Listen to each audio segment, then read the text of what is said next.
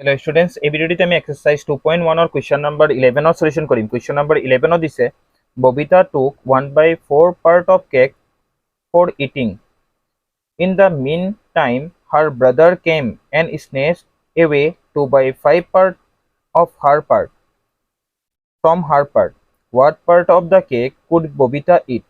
প্ৰশ্নটো সোধা হৈছে এটা কেকৰ 1/4 part ববিতাই খাবলৈ ললে। In the meantime মানে সেই তেনেতে her brother came তাৰ ককায়েকে আহি and snatched away 2/5 part of her part মানে তাইৰ অংশৰ পৰা 2/5 অংশ থপিয়াই নিলে বা কাঢ়ি নিলে। What part of the cake could Bobita eat? ববিতাই কেকটোৰ কিমান অংশ খাবলৈ পালে? এই সলিউশনটো চাবা। Question number 11 solution চাবা। Bobita took of a cake for eating 1/4 part. Brother ate from it. ককায়েকে তাৰ পৰা খালে 2/5 part. Therefore, brother eat. BROTHER. Brother eat. EAT eat.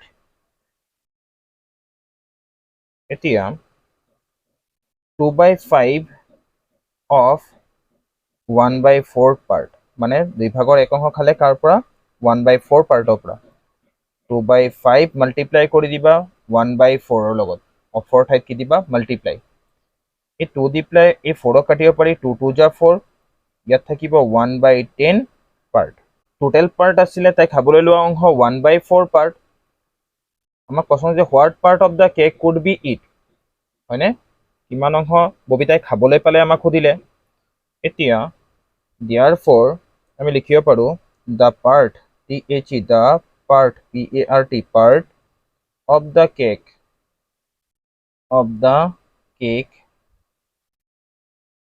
could could Bobita eat